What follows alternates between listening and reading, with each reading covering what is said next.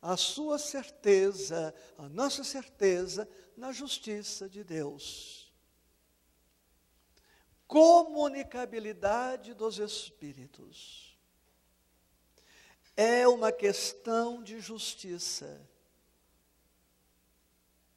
Não seria justo convivermos, desenvolvermos uns para com os outros o amor, criarmos codependência, esta relação que temos na vida de sociedade, vamos chegar lá talvez se der tempo, né? Então não é justo um afeto partir e perdermos com ele a possibilidade da comunicação.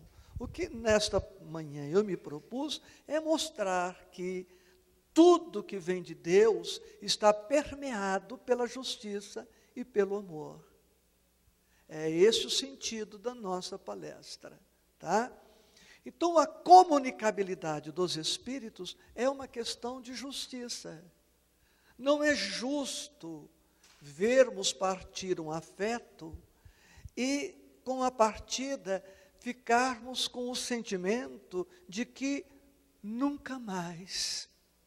Eu só penso que Deus errou quando permitiu também a comunicabilidade dos credores, né? Nesse ponto, Deus talvez pudesse ter mudado um pouco, né? Ele não nos consultou e falhou nisso. Claro que é um xiste, e você está entendendo, não vai sair daqui, você acordou agora na palestra e ouviu que Deus falhou, e você, olha, falou lá. Então, a comunicabilidade é uma questão de justiça. E agora falando com seriedade, até dos credores. Veremos ao longo da nossa reflexão que até o reencontro com os desafetos, com aqueles aos quais ofendemos, magoamos, tem uma finalidade de justiça e de amor. E para os que esperam, os espíritas que esperam tapete vermelho para após a desencarnação, ficar muito esperto. André Luiz, no seu Nosso Lar, não falou de reencontro imediato com afetos. Ele encontrou região penumbrosa, parece-me que encontrou Silveira, que é alguém que o pai tinha levado à falência, e encontrou, salvo lapso de memória, a Elisa, aquela secretária doméstica que ele havia seduzido. Foi quem ele encontrou logo no seu chegar em Nosso Lar. Os espíritos que ele encontrou foram estes. Aliás, falando em morte, também por conta do que você está pagando para esse encontro, uma dica para você.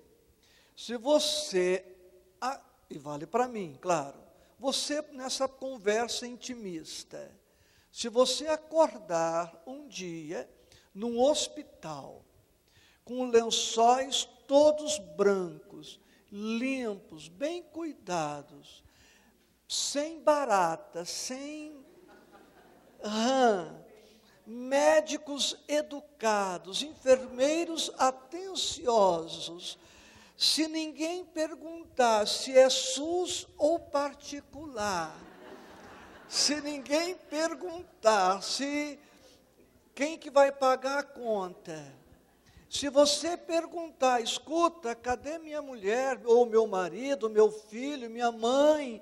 Não, fique tranquilo, eles sabem onde você está, eles sabem que está tudo bem com você. Você fica esperto.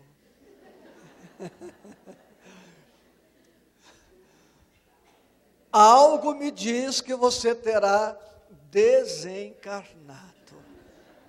Tá? E se você for baiano e magro, você não terá desencarnado, você estará desossado. Porque baiano não desencarna, desossa. Tá? Isso dito pelos próprios baianos espíritas. Então, a comunicabilidade é ela que permite a presença. Um outro princípio espírita que eu não disse é a comunicabilidade que vai permitir a presença na nossa vida dos anjos de guarda, dos espíritos protetores, dos espíritos familiares, dos amigos já desencarnados, daqueles que patrocinaram a nossa vinda. Porque não é justo, na minha fraqueza, eu não contar com os espíritos mais evoluídos. Não é justo eu não contar, na minha fraqueza, com a proteção dos espíritos mais experientes.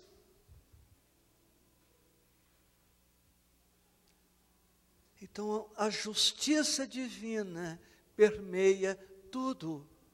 Como também não será justo o não reencontro com os credores, porque isto nos privaria do resgate, do reajuste, da redenção, do pagamento, da libertação. Porque eu não pago, mas também não me liberto. Eu não pago, não me liberto, não fruo paz, não fruo alegria, que só experimentam os que quitam suas dívidas. Então, quando Deus permite a reaproximação de credores e devedores, é justo, é uma questão de justiça e de amor. Qual é o próximo princípio que eu falei aí? Pluralidade. Pluralidade dos mundos habitados. É justo que as almas primitivas reencarnem em mundos primitivos. É justo que as almas que têm o que expiar e ser provadas reencarnem em planetas consentâneos com esta condição. Por enquanto, sem magoar a qualquer, a nossa presença no céu é perfeitamente dispensável. Céu como símbolo de habitação de espíritos superiores. Imaginem vocês, por um minuto, Isaías claro, que é este que vos fala, no paraíso, ao lado de Francisco de Assis, Francisco Cândido Xavier, Teresa d'Ávila, Irmã Dulce, supondo que também seja por lá, enfim, essa turma aí. Qual vai ser a finalidade da minha presença lá? Qual a utilidade? Eu vou ser um inútil lá. Eu já sou meio assim, aqui. Você imagina lá. Eu vou aprender o que com eles? Começa que eu não vou enxergá-los. Porque no padrão vibratório que eu vou estar, eles estarão invisíveis para mim. Porque pela literatura espírita, não é porque desencarnou que vê tudo. A gente fala plano espiritual, mas essa expressão é inadequada. Na verdade, são planos espirituais. Muitos planos, quantos? Eu nem sei. A Terra faz divisa com Marte. Marte está a 60 milhões de quilômetros daqui. Vamos dividir ao meio, 30 milhões. Você acha que é um mundo espiritual só, um plano só. E tanto faz, está no primeiro andar como no 1000º andar, tanto faz. Não, a separação que temos aqui, vamos encontrá-la no mundo dos espíritos. Aqui temos divisão. Não estou falando se é justo ou injusto. Eu estou registrando o fato. O fato é que nós temos classes sociais separadas. Nós temos desde uma favela, uma mansarda, até uma mansão num condomínio fechado, dentro da mesma cidade. No mundo espiritual não é diferente. Aqui, obedecendo a alguns critérios, lá, obedecendo a outros critérios. Então, é justo que o espírito esteja encarnado num planeta consentâneo com a sua condição. Bem, queremos um planeta melhor. Melhoremos. Não é justo que eu só vá para um planeta melhor, melhorando-me. Queremos um planeta de regeneração. Olha, gente, nada contra os oradores que falam de regeneração, transição, mas isso tudo a gente liquida numa frase. Planeta de regeneração é feito por almas regeneradas. O resto é a explicação disto. Agora, o que é regenerar? Recompor. E se eu me regenerar, eu já estou num mundo de regeneração. O reino de Deus não está dentro de vós? Se eu edificar o reino de Deus dentro de mim, eu já estou no reino de Deus, mesmo morando num planeta como este. Então a questão não é física, geográfica, é moral, é espiritual, é emocional. Tem dia que emocionalmente, falando simbologicamente, eu estou no céu. E tem dia que eu estou no inferno. Por conta das alternâncias emocionais. Então, se eu melhorar, por justiça, vou para um planeta melhor, ou permaneço aqui, mas numa condição intrínseca e extrínseca, subjetiva e objetiva, diferenciada. O próximo princípio, reencarnação. Pode ler lá a questão 171 de O Livro dos Espíritos. Na tradução antiga de Guilom Ribeiro, da FEB, tem até uma palavra que hoje talvez tivesse que ser reescrita. Kardec perguntou, pelo menos consta assim da tradução, em que se funda o dogma da reencarnação. E o Espiritismo não é dogmático, mas isso aí é outra discussão. Não vamos entrar nesse campo agora. Então, em que se funda o princípio da reencarnação? Na justiça de Deus.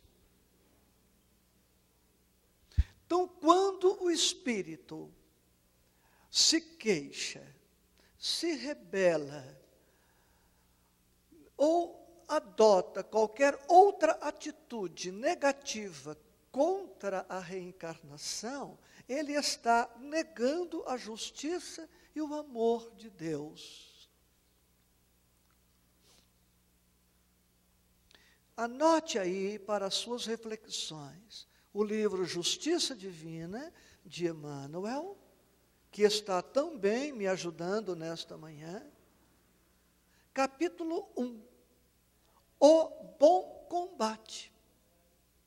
Nesta mensagem, O Bom Combate, Emmanuel, pelo nosso Chico, diz o seguinte, em palavras singelas: na desencarnação anterior,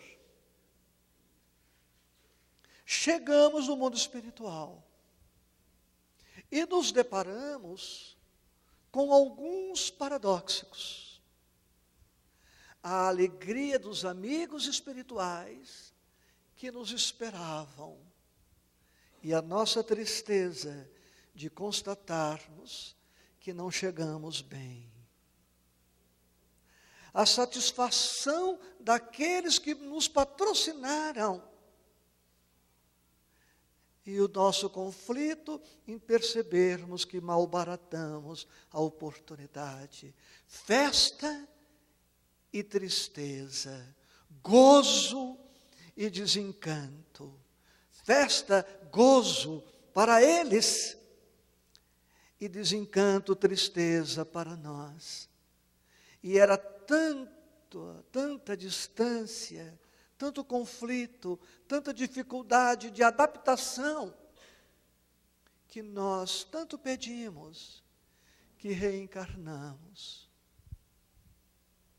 Hoje estamos aqui reencarnados, atendendo a um pedido nosso, atendendo a uma necessidade nossa. A espiritualidade, de novo, programou o nosso retorno. No tempo certo, nas circunstâncias certas, com as pessoas certas, com o corpo certo. E a justiça e o amor permeando tudo. Nesta encarnação, fui pai da Morgana, que reencarnou com mielomeningocele, paraplégica, com hidrocefalia, sem controle de esfíncteres. Mais tarde perdeu a função renal, fez hemodiálise, vai para 14 meses que a Morgana desencarnou com 31 anos. Ela não tinha sensibilidade nos membros inferiores, era solto tudo. E ela sabe, porque nós conversávamos abertamente, na encarnação anterior a esta, ela praticou o suicídio. Por conta do modus como praticou o suicídio, ela reencarnou com este quadro. Quase 40 cirurgias em 31 anos de idade. Não é justo? Eu e a mãe da Morgana concorremos para o suicídio. Não é justo que ela fosse nossa filha? E ela foi soberana, tirou de letra, deu um show. Sofrer, todos sofremos. Mas sofrer com aquela competência, com aquela gana, com aquela coragem, com aquela força, eu só conheci um, Jerônimo Mendonça, que está conosco aqui nesta manhã. A Morgana desencarnou. Ficou conosco nas imediações, numa clínica, por 13 meses. Há menos de um mês, despediu-se de nós, foi levada para uma colônia espiritual com melhores recursos médicos e está sendo cirurgiada lá e não se sabe ao certo quando, mas quando ela retornar para visitar-nos, provavelmente estará de pé, dando seus primeiros passos, depois de mais de um século paraplégica. Não era justo a paraplegia? Ela que se saiu tão bem na encarnação, não é justo que agora ela volte a andar? Então a reencarnação, meus amados, é bênção. É bênção. Agora, não uma crítica, mas um chamamento à reflexão. Os espíritas, no estudo da reencarnação, às vezes, são muito pessimistas. E nós, meus amados, reencarnamos dentro do contexto que eu vou te apresentar agora, a reflexão, para 2 grandes objetivos. Saudar o passado e dar um salto para o futuro. Quando examinamos a reencarnação, tendo em vista apenas o passado, esta é uma meia visão da reencarnação. Meu Deus, o que eu fiz na outra? Pessimismo isto. Porque a reencarnação é presente. É presente. A questão não é o que fiz na outra. Sim, para buscarmos a causa profunda do adoecer, a causa profunda do conflito, do complexo, sim. Mas o que posso fazer agora, tendo em vista o meu porvir?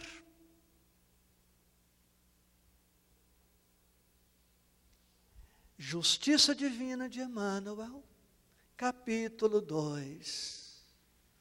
Hoje ainda, numa outra obra, Emmanuel diz: hoje é o dia mais importante da tua vida. Hoje é o dia mais importante da tua vida. E acrescento eu: toda manhã nós recebemos uma página em branco. Todo dia uma página em branco. O que vamos escrever nesta página hoje? Depende de nós. O que eu escrevi na página de ontem está escrito. Melhor comentarei quando chegar no livre-arbítrio, lei de causa e efeito. Então o espírita precisa perceber que a lei é dinâmica, que a vida é dinâmica. Então a reencarnação é sim reflexo do passado, mas é ensejo no presente a abençoar-nos no futuro. Por isso, Emmanuel, no livro Justiça Divina, na mensagem 1, ele termina a mensagem dizendo: agradece. Agradece. E na mensagem 2, hoje ainda, ele nos propõe, ele com a profundidade aqui, com a nossa singeleza, não espere a fortuna para fazer algum bem.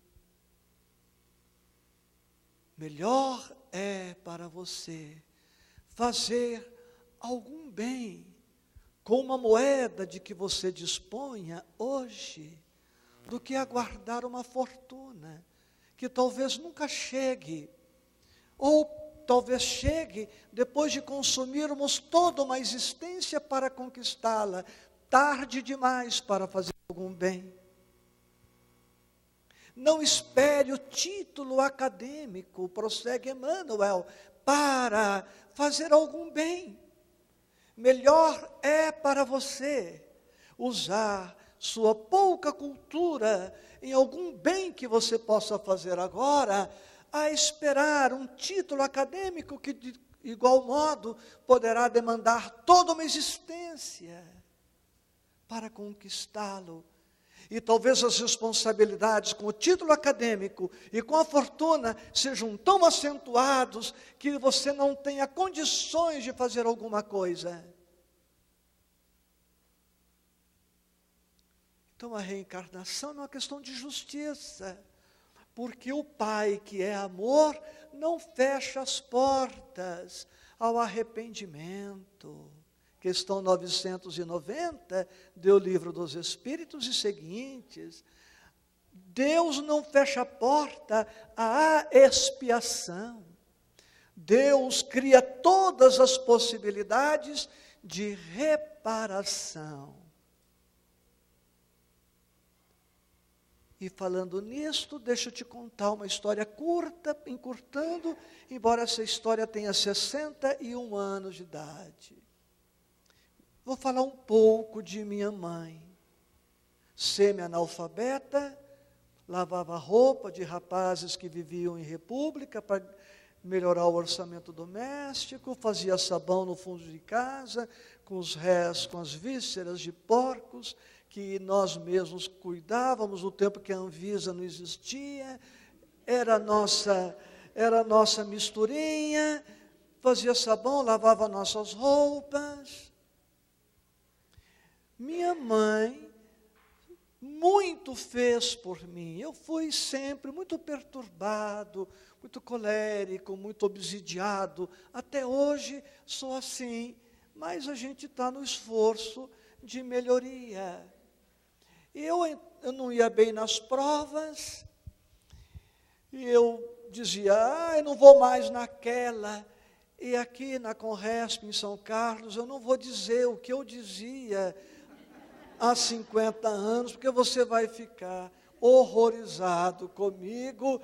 E minha mãe, filha de italiano, me chamava de senhor com 10, 12 anos de idade, quando ela estava nervosa comigo. O senhor vai sim na escola. Se o senhor não for na escola, nesta casa, o senhor não entra. E então eu ia para a escola, chutando, pulando, pisando, mas eu ia. E ela teve 13 partos. 13 desencarnaram, em tenra idade, ficaram 10. Dos 10, só eu sou vivo, porque os outros 9 trabalham.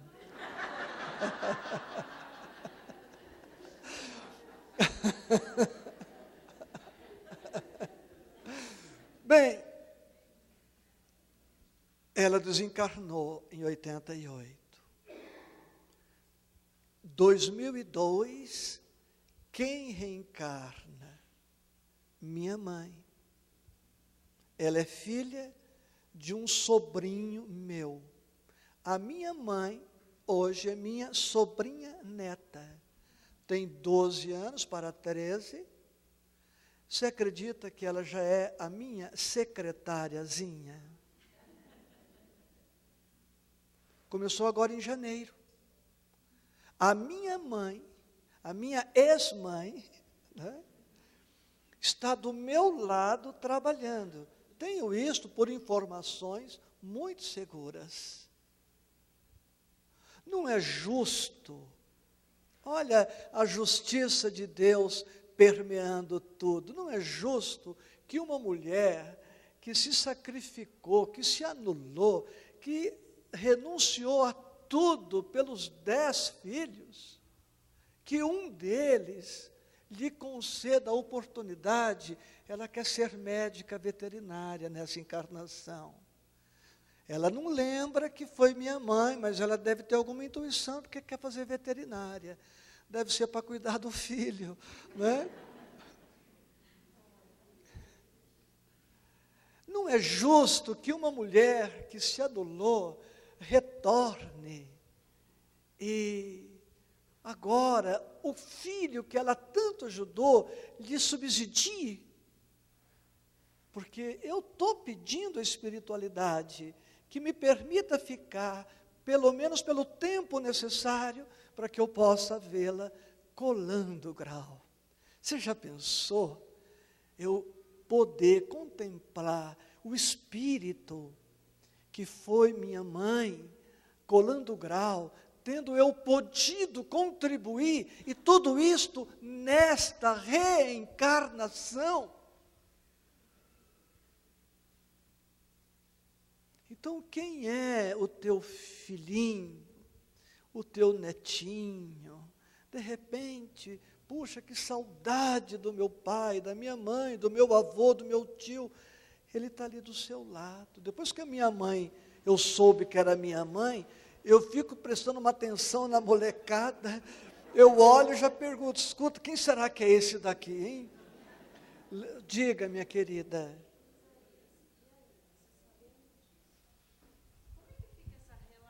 Comece, sabendo disso. Você sabendo disso, como é que fica essa relação do caso da sua sobrinha, que é sua mãe, e essa relação da sua sobrinha com a avó? Como é que você tem trabalhado isso? Porque deve ser confuso. Qual é o seu nome? Diná. Diná, obrigado pela parte, viu? Olha, espírita desde 79, mas sendo honesto com você, eu vim entender reencarnação e esquecimento do passado há 12 anos, Diná. É tão estranho. Sim. Aliás, nos 13 princípios aí, coloque esquecimento do passado. São quase 300, a gente não vai ditar esquecimento do passado, porque é também uma questão de justiça e amor. Então, Diná, eu digo para você que é muito estranho. Ó, vamos fazendo pergunta aí, tá? Passa lá, você tem pergunta já aí, Edmir? Tem não? Ô, gente, pergunta qualquer coisa, né? Para que time eu torço, né? Alguma coisa assim, qual a cor preferida da minha camisa, o endereço para você mandar, essas coisas, pergunte isso. Aliás, gente, eu quero divulgar aqui hoje com você, eu recebi essa semana o nosso mais recente trabalho, Ama-te, sobre autoestima. Então, se você conhecer alguém complexado, que acha que é infeliz porque é alto, porque é magro, gordo, porque usa óculos, porque é loiro, porque é moreno, porque é negro, porque mora longe, porque... Você conhece alguém assim? Hein? Tá? Então passe ali na banca, R$20. Se você não comprar, a inimizade é a mesma. Tá? Agora, por uma questão de justiça, eu só faço prece para quem compra. Tá? Viu? Então façam perguntas para a gente, porque um dos problemas das casas espíritas, com todo o respeito na frase, o nosso modelo de missa precisa acabar. Muitas das reuniões são assim, um fala e todos dormem. Né? E todos dormem. Vou contar um caso do nosso Divaldo, ele contou em público, posso contar para você, para quem não sabe. Uma companheira chegou no Divaldo e falou, Divaldo, eu adoro as suas conferências, gosto de todos os oradores, mas nenhum que se compare a você.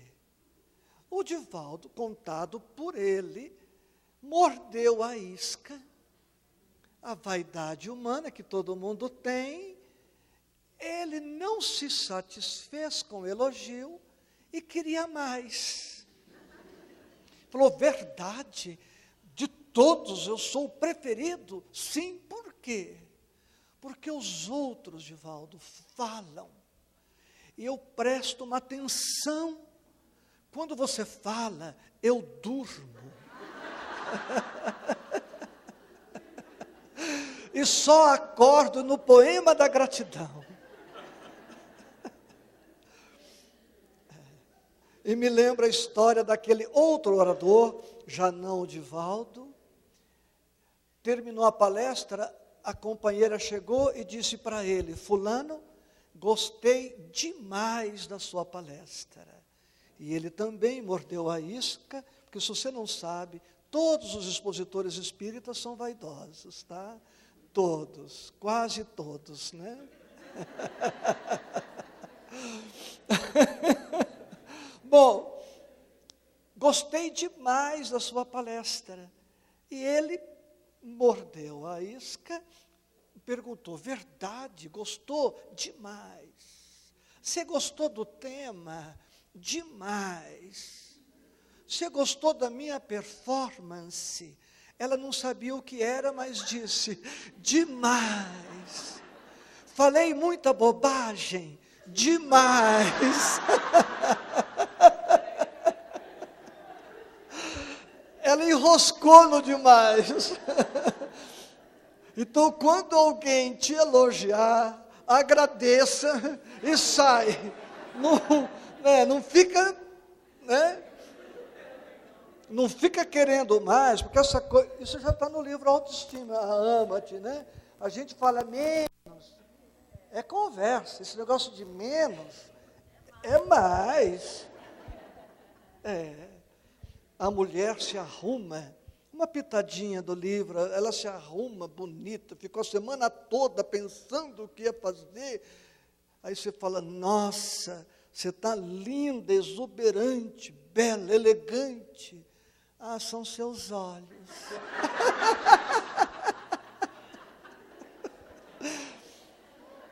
Puxa, mas você está num conjunto harmônico, você está... Eu nem havia reparado. Um rapaz, se insinuando para a jovem, disse para ela: posso fazer? E ele foi chegando, né? Posso fazer alguma coisa pela sua felicidade? Ela falou: pode, afaste-se. O outro: eu te conheço de algum lugar? Ela disse: sim, por isso nunca mais voltei lá. Essas coisinhas, né? Alguma pergunta mais? Então, Diná, é muito interessante. E a minha vontade de falar para ela, né? Você é minha mãe. E na secretaria onde trabalhamos, tem a foto dos meus pais. É a foto da bisavó, que é ela. Então ela olha a foto e eu pergunto: escuta, o que você acha da bisa? Né? Não acha nada, não conhece. Gente, esquecimento do passado é tão esquisito, né? Você, diga seu nome, querida. Cleusa. Ah, Miranda.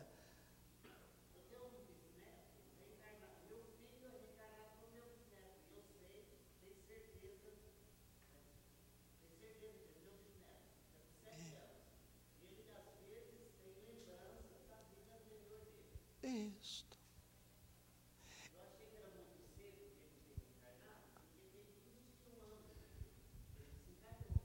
Mas dependendo da programação, convém que volte logo, porque retoma tudo e segue.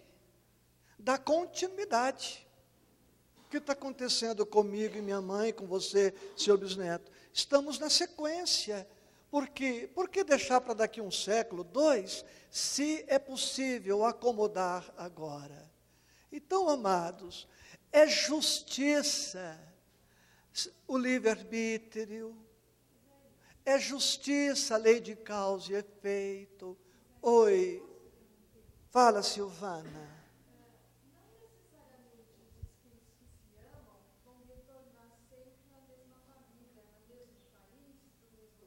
Sim.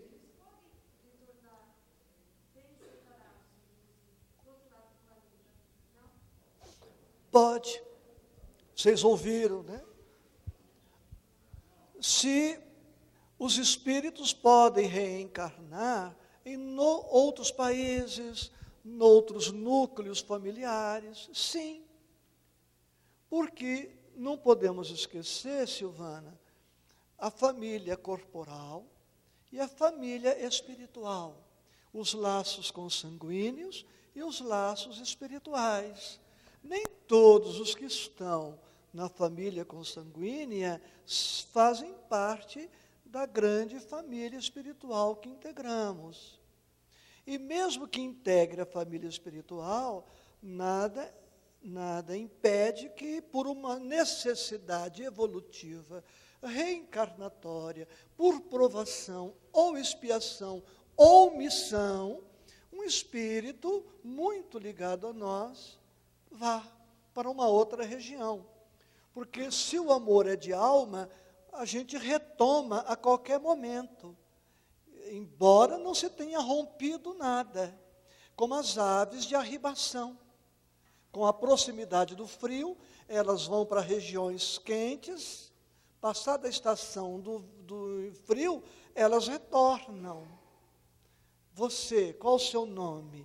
Nós temos um microfone sobrando aí? Está aqui comigo, Por tem favor, perguntas também. E alguém, está aí com Tá aqui, você? eu vou lá. Isso, o Edmir vai percorrendo aí. Tá bom. Tem pergunta lá, Edmir? Então você já pode pegá-las e vamos começar a trabalhar isto, porque, amores, não seria possível abordar tudo, mas veja em tudo que vem de Deus, justiça e amor.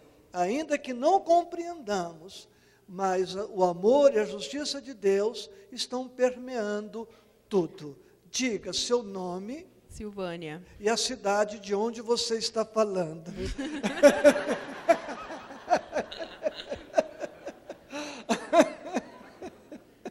As linhas estão ocupadas, você será o 15º da linha. 0800, fala menina. Meu nome é Silvânia. Silvânia.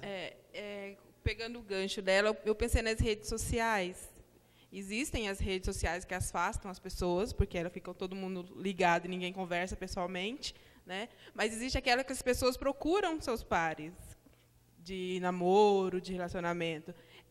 Isso facilitaria, de alguma forma, essa ligação espiritual?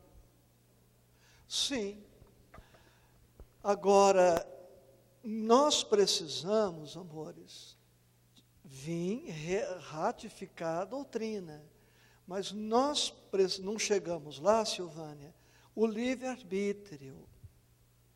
Nós somos, sob uma certa ótica, muito poucos livres. E por uma outra ótica, temos uma liberdade importante. Então, a cada momento, a cada situação, a cada circunstância, estamos, sem nos darmos conta, obedecendo o livre-arbítrio.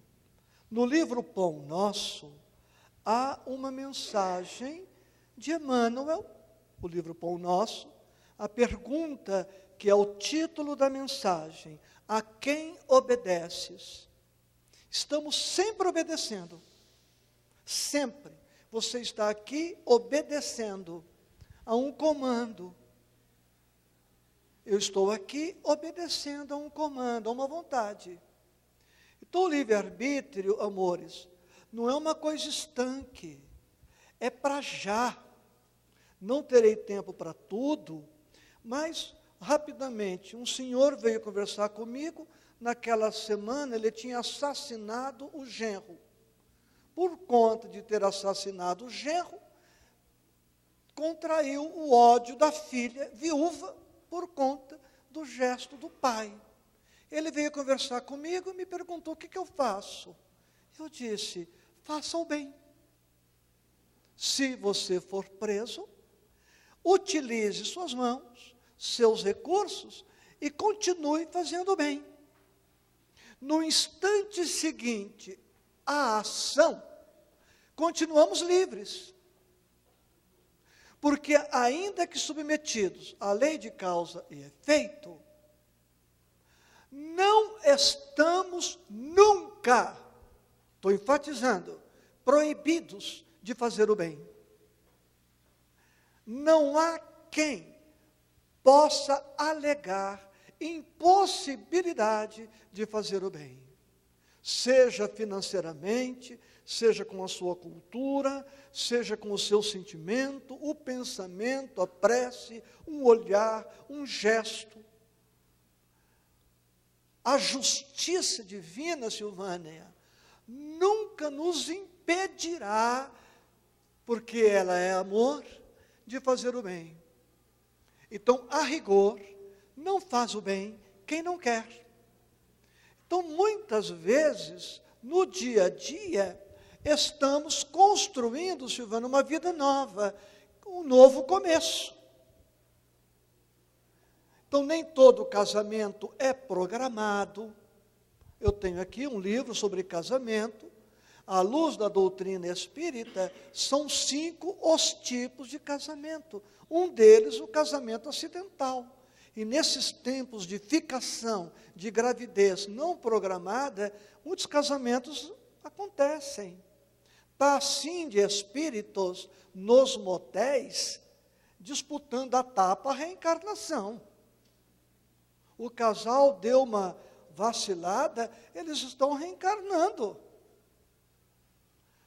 Então, a questão 258 do Livro dos Espíritos, que vai falar da escolha das provas, sim, isto está admitido por todos nós, mas nem tudo obedece rigorosamente uma programação, porque isso equivaleria a um determinismo absoluto, a uma fatalidade absoluta. E está no Livro dos Espíritos que fatalidade é só para o momento do nascer e o momento da desencarnação, e não que vamos desencarnar com 80 anos de idade. O sujeito que bebe, fuma, come, fatalidade, antecipa a desencarnação. Desencarnou quando tinha que desencarnar, antecipou, foi fatal. Fatal beber assim, comer assim. Entenderam? Então, Silvânia, liberdade para todo momento. A lei de causa e efeito também funciona a todo instante. E aí vai entrar um mecanismo, não sei se o nosso Eliseu mencionou ontem, se o Orson comentará amanhã, no estudo do Código Penal da Vida Futura, circunstâncias atenuantes, circunstâncias agravantes, que entra a todo momento. Então, este pai que matou o genro, se ele entregar-se a uma nova agenda positiva, daí a pouco ele modifica o quadro. Não precisará passar pela pena de talião. Emmanuel fala no livro O Consolador que a pena de talião, dente por dente, olho por olho, perna por perna, braço por braço, funciona para quem não ama. Para quem não ama. E o próprio Chico dizia que quando os cânones da justiça divina vai alcançar o espírito e o surpreende no trabalho do bem, a execução da pena fica adiada. Não está aí um movimento para tirar um brasileiro da fila da execução da pena de morte num país aí que eu não vou lembrar agora o nome? Na Indonésia? Então, ele está doente. Se conseguir sair, por uma circunstância que não justifica matar um esquizofrênico, que não tem consciência da pena imposta, matar um louco. Então, a justiça divina é muito mais previdente, muito mais amorosa. E Deus, amados, a justiça, quando chega, ela foi antes precedida pela misericórdia. A justiça nunca chega antes do amor, nunca chega antes da caridade, o tema do nosso Ronaldo ontem. Nunca chega antes da misericórdia. Deus cria, através da reencarnação e de tudo mais, mecanismos para que possamos honrar os compromissos assumidos no momento de fraqueza, de infelicidade. O amor de Deus permeia tudo. Alguma pergunta aí, Edmir? Sim. Tem uma pergunta em relação àquela história que você contou do desencarne na família. O padre não teria usado palavras para confortar a família diante da morte precoce, né? Não teria sido necessário isso? É possível que ele tenha dito isto para confortar, mas do ponto de vista da justiça de Deus, da filosofia do Cristo, o padre mentiu. Agora, há consolo real numa mentira? Que consolo é este? É confiável um consolo lastreado numa mentira?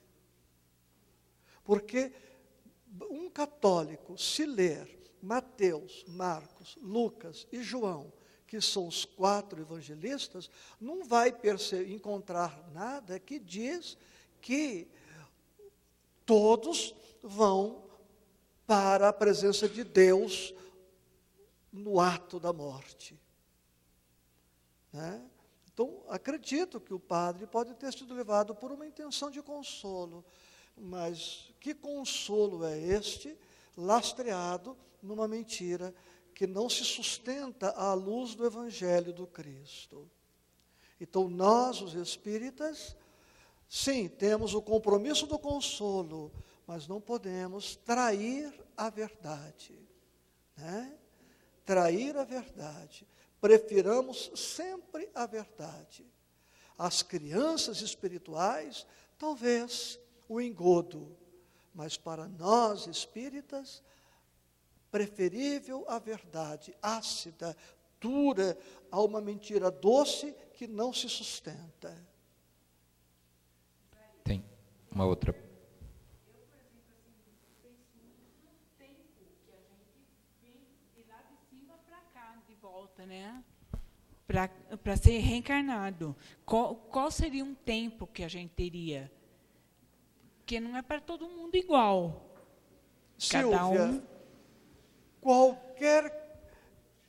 qualquer critério que te forneçam é hipotético. Não é possível regrar, estabelecer uma regra. Há espíritos que ficam uma semana lá e voltam. Há espíritos que ficam, expressão do Livro dos Espíritos, milhares de séculos. Está no Livro dos Espíritos. Pode ficar lá milhares de séculos. 1000 séculos são 100.000 anos, você imagina. Então, não é possível estabelecer uma regra. Aí é preciso ver a necessidade, a oportunidade, a conveniência, as possibilidades, o mérito. São vários os critérios que nortearão uma reencarnação. Possibilidade, necessidade, conveniência, oportunidade, para saber se aquilo convém ou não para o espírito naquele momento. Alguns estão para reencarnar, desistem de última hora, provocando aborto espontâneo. Alguns abortos são recuos dos espíritos que de última hora não querem vir. Oi, Edmir. Olha, será a última e eu vou terminar com uma pequena história e a gente canta, tá bom? Para respeitar o relógio.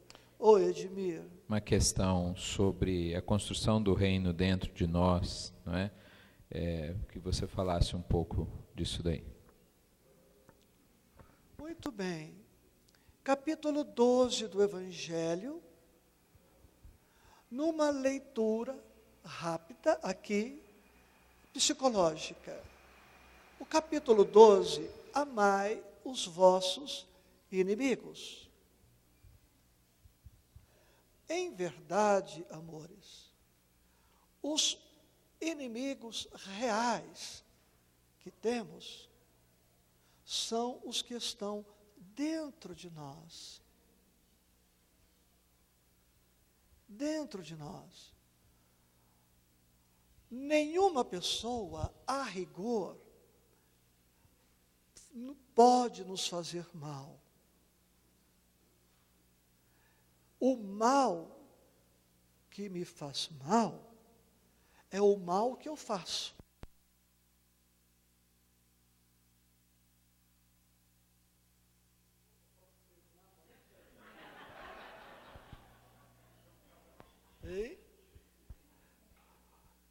este pensamento vamos encontrar em Joana de Ângeles. Mas antes de Joana de Ângeles, você vai encontrar esse pensamento em Huberto Roden, padre, que depois se tornou filósofo, fundou uma escola. O mal que me faz mal é o mal que eu faço, porque me torna mal. O mal que eu sofro, o mal que eu pratico como sujeito, me faz mal.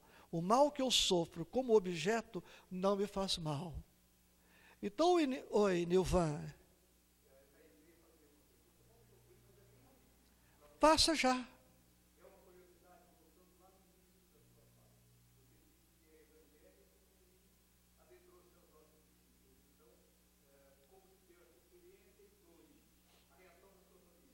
Ok. Bem, o que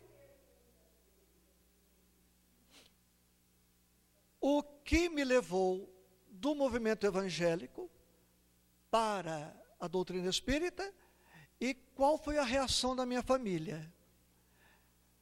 O que me levou para a doutrina espírita foram duas coisas: a vocação religiosa e a justiça divina, Nilvan. O Deus que era pregado lá na igreja não entrava na minha cachola, porque lá eu cresci aprendendo que Deus ama só aqueles crentes. Eu cresci ouvindo que os espíritas iam todos para o inferno. Eu achava isto. Me tornei espírita, agora eu tenho certeza.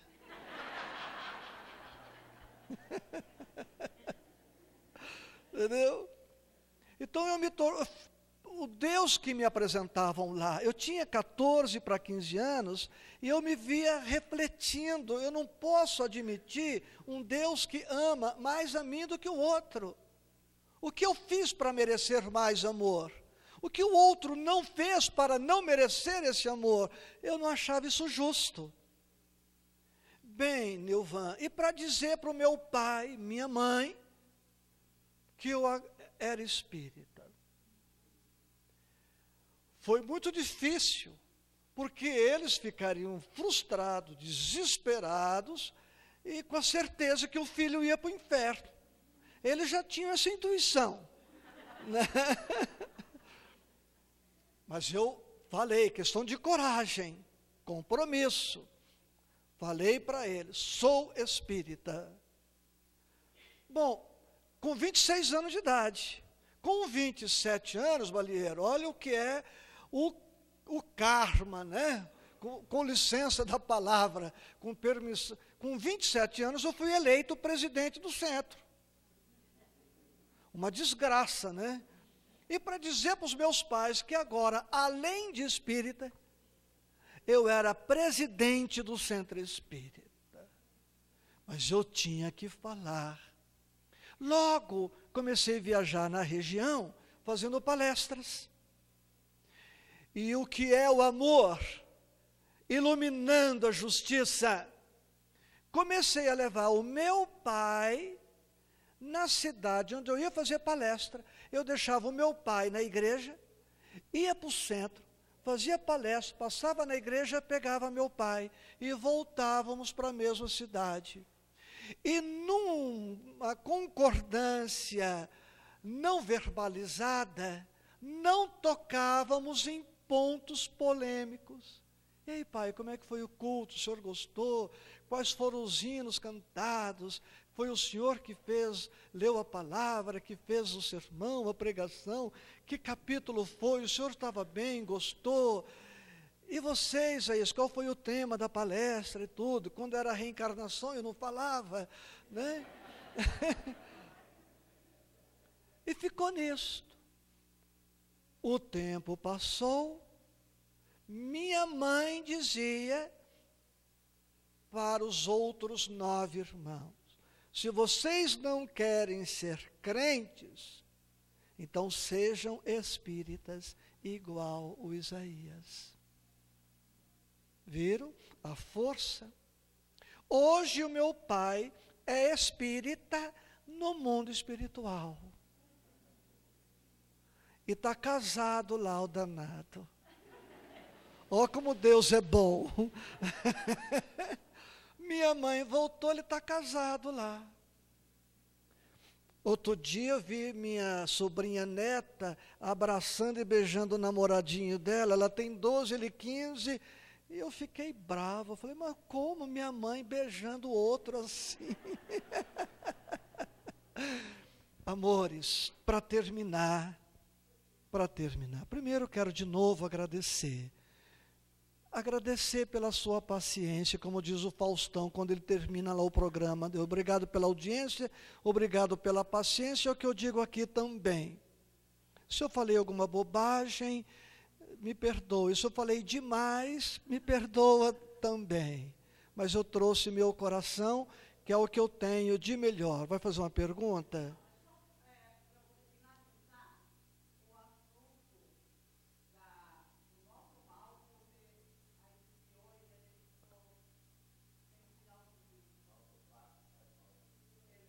Oi?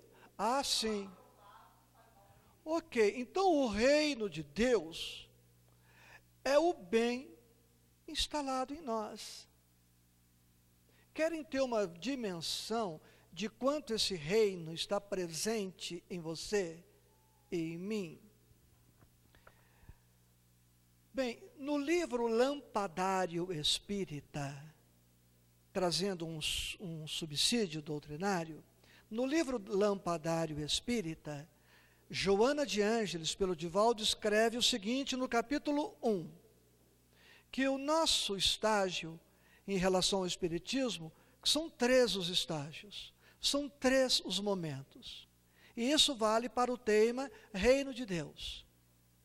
Diz Joana, no livro Lampadário Espírita, a gente entra no Espiritismo, o Espiritismo entra em nós, e o Espiritismo sai de nós na direção do outro.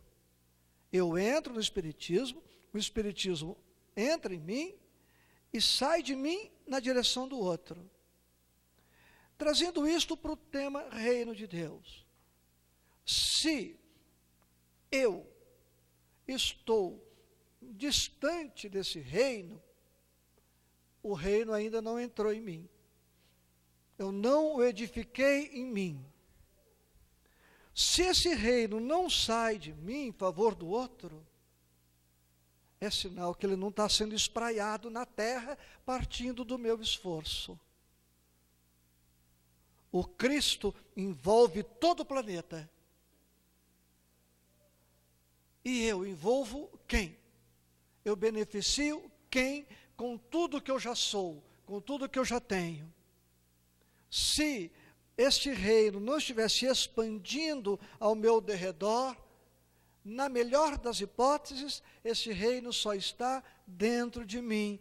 E ele precisa expandir, para que o meu reino chegue no teu reino, o teu no meu, e assim todos os reinos individuais se interrelacionem e tenhamos o reino coletivo na terra. Depois, Silvânia, tá? Em particular, porque eu preciso respeitar o relógio. Amados, o Ditinho era da pá virada, louco, desencarnou de maneira terrível. Anos depois, a mãe do Ditinho, que era uma santa mulher, desencarnou também. Foi recebida no mundo espiritual com todas as honras, homenagens, títulos, assembleia enorme reunida para homenageá-la. E a mãe, sendo homenageada, inquieta, perpassava o olhar pela assembleia procurando um rosto. O rosto do Ditinho. E ela não viu o rosto do filho e perguntou para o mestre de cerimônia: escuta, cadê meu filho nessa assembleia de amigos? E o mestre lhe disse: mãe, como a senhora sabe, teu filho era da pá virada. E ele não merece estar aqui. Ele não pode estar aqui. E onde ele está? Nas regiões inferiores. E ela disse para o mestre e para todos: agradeço todas as homenagens, mas eu as dispenso. Eu quero que vocês me digam, pelo amor de Deus, onde está o Ditinho, para que eu possa ir lá, assisti-lo, buscá-lo, resgatá-lo. É assim a misericórdia de Deus. Não tenha medo dos cânones da justiça divina. Ama, serve, trabalha, siga em frente. O Espiritismo veio nos trazer esta mensagem de libertação, de estruturação, de tranquilidade. Inferno é para as almas infernais. Não é o nosso caso. Vamos cantar 11. Gratidão a Deus, do nosso CDzinho que está ali, que não fala mal de ninguém também.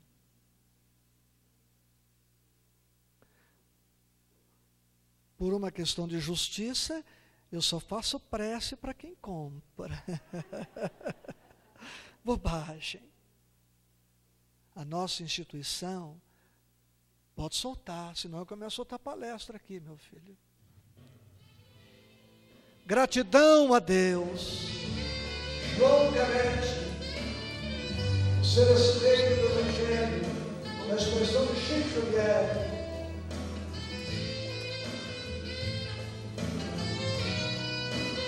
Eu vou dizer a letra.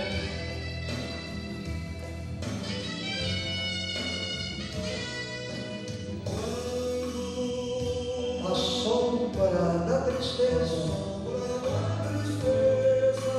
cobre seus sonhos de ventura. Quando você quiser chorar diante da taça da amargura,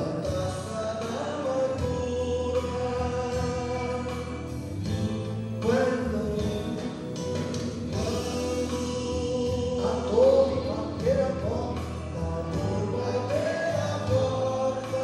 ferindo em fundo do coração,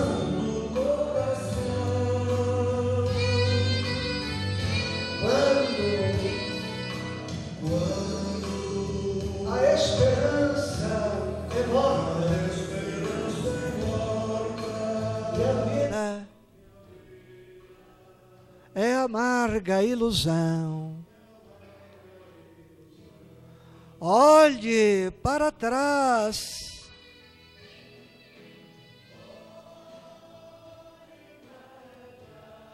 Veja quanta dor, súplicas de paz, clamando amor, olhos sempre em trevas,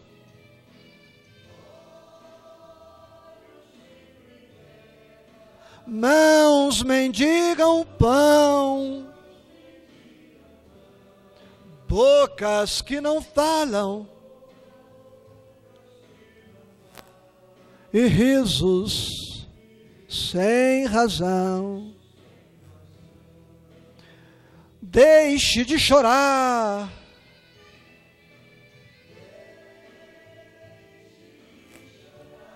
volte a sorrir. Você é tão feliz. Volte a cantar. Faça uma prece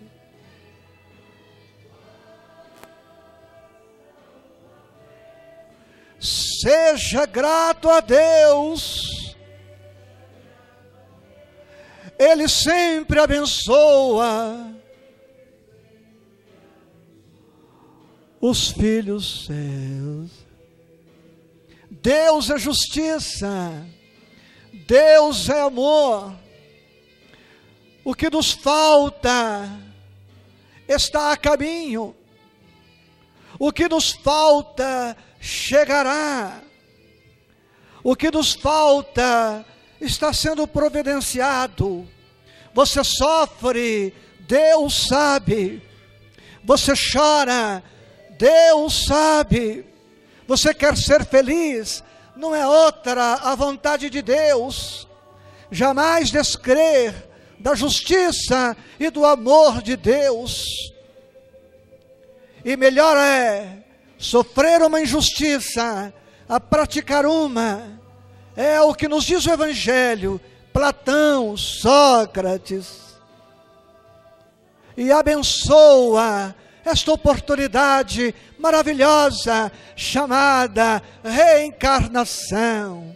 Estamos reencarnados no Brasil, contemporâneos de Chico Xavier, na Grei Espírita. É bênção demais. Um beijo, sorria. Nosso trabalho terminou. Obrigado. Um beijo, muita paz.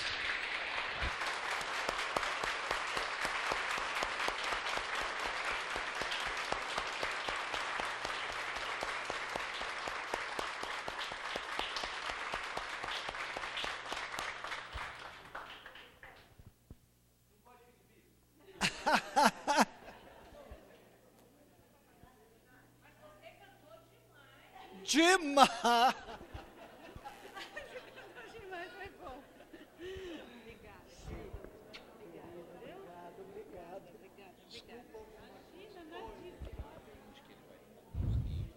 Isso. Gente, só um minutinho. O Isaías vai ficar aqui, ou, na verdade, se você quer ficar aqui, ou já descemos para o café, Isaías? Você prefere aqui? O Isaías vai ficar um pouquinho aqui, para quem quiser ver os livros, comprá-los. A gente vai ter um coffee, gente, meio que voando. O coffee é lá, tá? Um chazinho, um café, um pão de queijo. Aí depois, rapidinho, gente, para a sala dos estudos, tá? Então, 10h30, lá nos estudos. Aí depois, gente, meio-dia, vamos almoçar. Uma comida maravilhosa de novo. Obrigada.